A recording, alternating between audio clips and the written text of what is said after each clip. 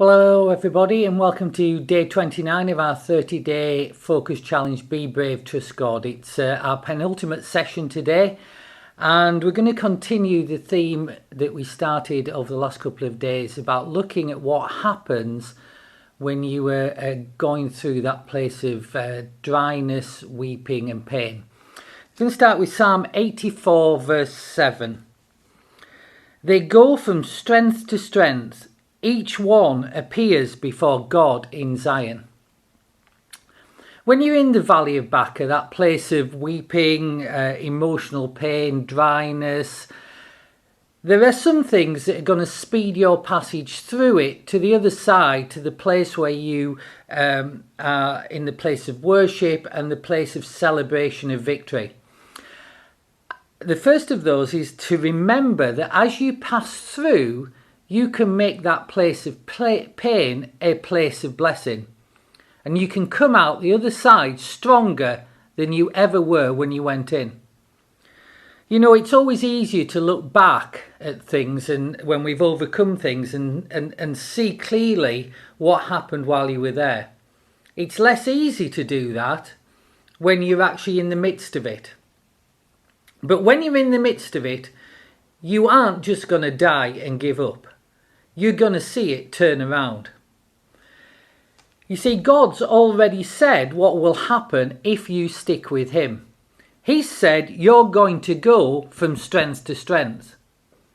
And as you do that, you're going to grow stronger and stronger until the devil is going to be sorry he messed with you.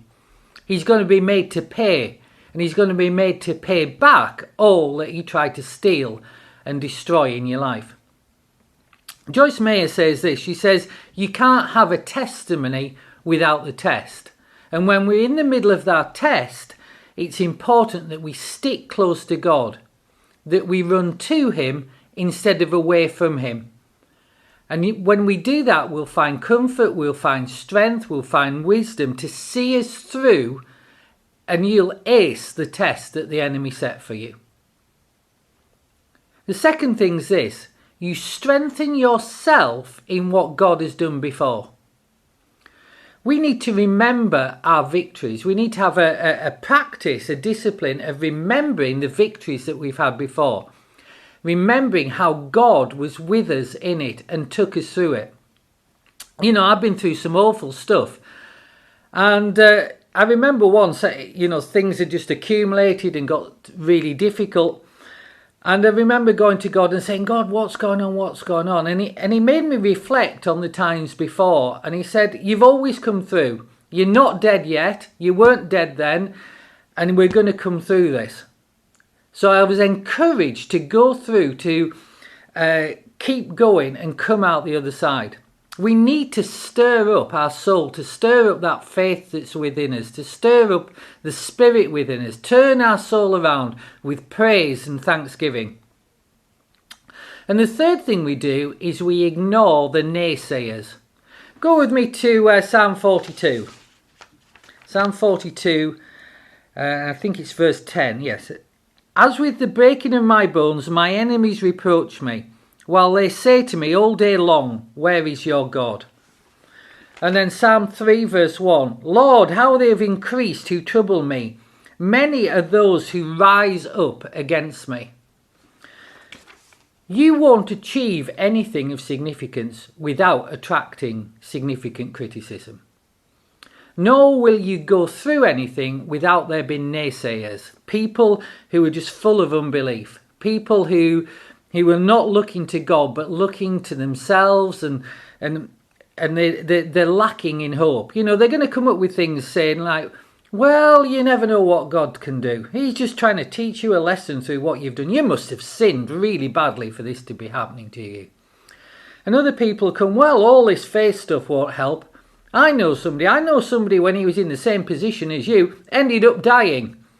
Or they'll come and they'll say, well, you know, I know someone and he needed finances and he was struggling, ended up bankrupt, he did. There's always going to be those miserable people who will come around and try and depress you and steal your faith.